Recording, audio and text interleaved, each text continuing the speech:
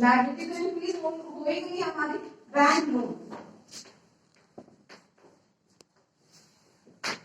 ये हमारा first method, सिर्फ एक ही एंट्री आएगी। अगर आपको क्वेश्चन में बोला है लोन की एंट्री करनी है लेकिन डिवेंचर इशू की कोई एंट्री आपको रिकॉर्ड करके नहीं दिखानी है। सेकेंड मेथड,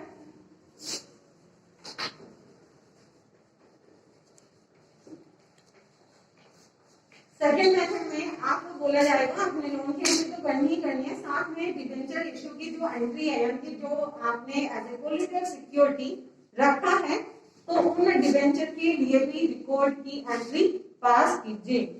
तो डिवेंचर सस्पेंस यानी मैं कभी भी हमेशा एकदम से अपनी कंपनी के डिवेंचर इशू नहीं करूंगी, किसी भी बैंक को नहीं दूंगी। तो वहां पर क्या होता है कि सपोज मेरे पास फर्नीचर है, मैंने उस फर्नीचर को बैंक के पास रख दिया कि ठीक है आप मेरा फर्नीचर रख लीजिए, मुझे 5 लाख का लोन चाहिए। मैंने टोटल फर्नीचर भी रख दिया लेकिन उसकी वैल्यू 5 लाख नहीं है, लेकिन फर्नीचर को एक्सेप्ट करेगा। ये होता है प्राइमरी सिक्योरिटी। जो आपने अपने किसी फिक्स्ड एसेट को बैंक के पास गिरवी रखा है वो होता है प्राइमरी सिक्योरिटी। तो ये कौन सी सिक्योरिटी? सेकेंडरी। कभी भी ये प्राइमरी सिक्योरिटी नहीं होगी जब मेरी एसेट की वैल्यू कम होगी तो उसी कंडीशन में आकर मैं अपने कंपनी के डिवेंचर को इश्यू करूंगी। यानी जब मैंने पेमेंट कर दिया तो मैं सबसे पहले अपने डिवेंचर वापस लूंगी, लेकिन अगर मैं पेमेंट नहीं कर पाई तो एज ए डिवेंचर होल्डर जैसे ही वो कंप्लीट होता है टाइम पीरियड वो उसको रिडीम करा देगा। क्लियर है इसका? तो सेकेंड मेथड में फर्स्ट एंट्री तो बैंक लोन की ही आएगी, तो bank account debit to bank loan. Second method में भी आपको पहले बैंक लोन को ही यहाँ पर एंट्री करनी है, फिर सेकेंड हम उसके बदले में डिवेंचर को इश्यू कर रहे हैं तो जितने तुमने नंबर ऑफ डिवेंचर इश्यू किए होंगे वो चले जाएंगे डिवेंचर सस्पेंस अकाउंट में। डिवेंचर सस्पेंस अकाउंट डेबिट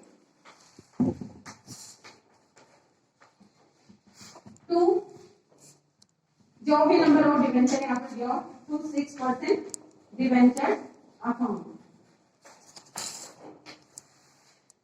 अब अपने क्वेश्चन में भी देख लीजिए वहां पे लोन होगा और डिवेंचर इशू कितना क्या है सब उसकी एंट्री होगी। क्वेश्चन में अगर आपको डिफाइन नहीं है आपको कौन से मेथड से क्वेश्चन करना है तो हमेशा सेकंड मेथड से करना, फर्स्ट मेथड से कभी मत करना, मार्क्स कम हो जाएगा। अगर क्वेश्चन में ये डिफाइन नहीं किया गया है आपको करना क्या है तो आप हमेशा दोनों एंट्री पास करेंगे, एक एंट्री पास करने पर आपको हाफ ही मार्क्स मिलेगा। क्लियर है? याद रखना है एग्जाम। अब आती है बारी इसकी बैलेंस शीट की। आप हॉरिजॉन्टल पेज पर बनाते हैं, वर्टिकल पेज पर बनाते हैं, क्लास 12 में आता है वर्टिकल। कंपनी 2013 के अकॉर्डिंग कौन सा शेड्यूल होता है? थर्ड। याद रखना है, 1 नंबर का क्वेश्चन है। अब यहाँ पे हम बनाएंगे वर्टिकल ऑर्डर में। ऊपर आता है हमेशा आपका equity liability,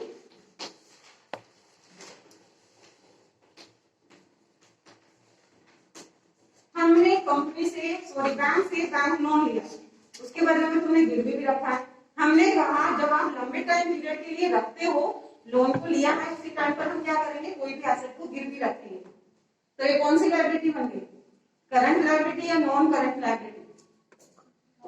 non current liability. यानी हेड क्या है हमारा? Non current liability.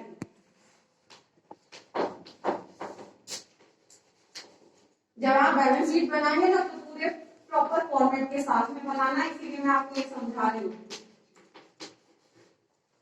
Non current liability में अब ये बैंक लोन आएगा तो बैंक लोन में लॉन्ग टर्म बोरोइंग में चला जाएगा। आप अपना फॉर्मेट खोल करके देख सकते हैं, यही वर्ड मिलेगा आपको रखे हुए। अब यहाँ पर आपने जितना भी सपोज यहाँ पे मैंने 5 लाख का लोन लिया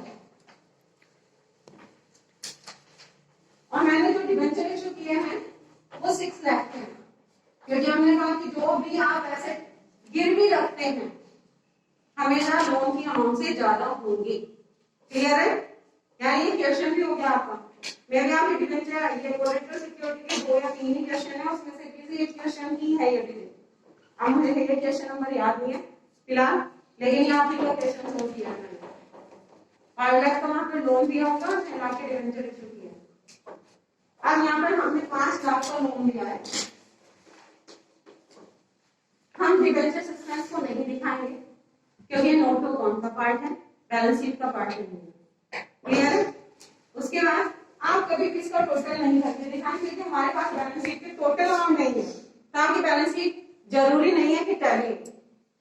ठीक है, इतना याद रखना है क्योंकि हो सकता है किसी जगह पर क्वेश्चन में आपको ऑथराइज्ड डिबेंचर्स बता दिया जाए तो वो नोट टू अकाउंट का पार्ट रह जाता है, वहां से माइनस करके हम कुछ डिबेंचर यहाँ लेकर आ सकते हैं। ठीक, वो भी मैं अभी नोट टू अकाउंट में समझाऊंगी। उसका एक है कि यहाँ पर क्या आएगा वो भी दिखा दूंगी, इसको नोट करके रख लेना क्योंकि मैं इसको हटा दूंगी यहाँ से। फिर हमारी एसेट साइड, अब बताइए बैंक कौन से हेड में जाएगा? फिक्स्ड एसेट, फिक्स्ड एसेट के अंदर बहुत सारे सब हेड होते हैं। फिर आपकी करंट एसेट, करंट एसेट के अंदर भी बहुत सारे सब हेड होते हैं, तो कौन से हेड में जाएगा ये? Current asset. तो करंट एसेट है हमारे हेड का नाम।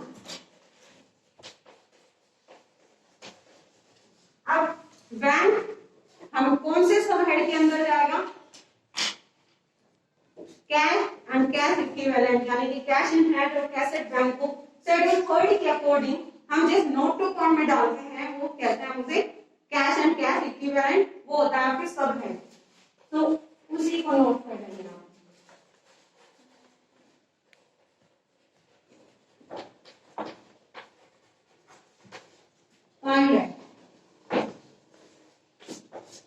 डबल लाइन खींचकर छोड़ दो उसको। ये दोनों, ये डबल लाइन भी कंप्लीट हो रखी है, हटा दो इसको।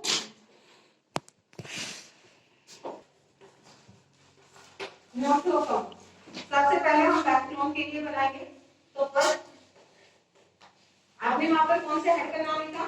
Non current liability. तो आपको फर्स्ट हेड जो हम बनाएंगे, सॉरी नोट टू अकाउंट जो बनाएंगे नॉन करंट लायबिलिटी के लिए बना रहे हैं।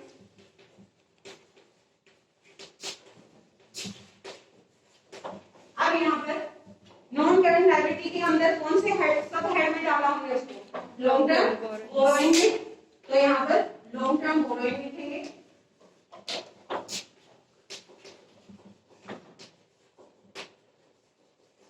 अब लॉन्ग टर्म बोरोइंग के अंदर आएगा आपका बैंक लोन, क्योंकि हमने बैंक लोन का नाम वहां नहीं लिखा था, हम यहाँ नोट टू अकाउंट में इसको शो करेंगे। कितना लिया हमने? 5 लाख। एक नोट टू अकाउंट कंप्लीट है। सेकेंड, अब हमने डिवेंचर सस्पेंस वहां पर डाले। अब यहाँ पर सिर्फ मैं सपोज करने के लिए बोल रहा हूँ, सपोज आपको क्वेश्चन में 10 लाख के डिवेंचर ऑलरेडी गिवन है, तो यहाँ पर 6% debentures 10 lakh less debenture suspense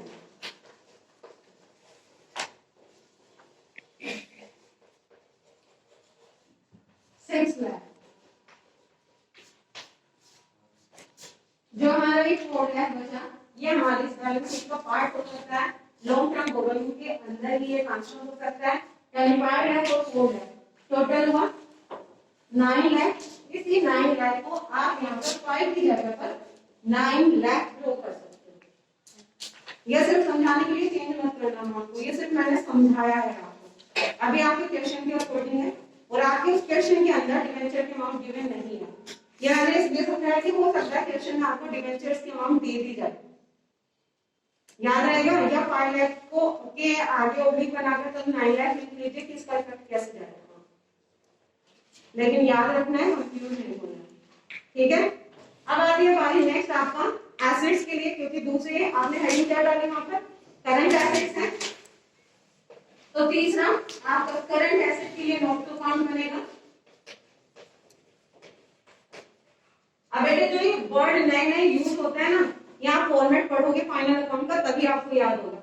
और ये 100% है शेयर्स में, डिवेंचर्स में आपको बैलेंस शीट बनाने के लिए, नोट टू अकाउंट बनाने के लिए जरूर बोला जाएगा, और वो तब बना पाओगे जब आपने फॉर्मेट याद किया होगा। अगर आपको फॉर्मेट याद नहीं है, क्योंकि फॉर्मेट में ऊपर नीचे नहीं कर सकते हम, एक वर्ड भी ऊपर नीचे होगा ना, आपका मार्क्स जाएगा वहीं पर। आपकी एक गलती पर आपका सीधा मार्क्स जाएगा। तो फॉर्मेट याद रखना है। अब करंट ऐसे हमने कहा ये कैश एंड कैश इक्विवेलेंट में जाएगा, तो ये क्या हमारा सब है।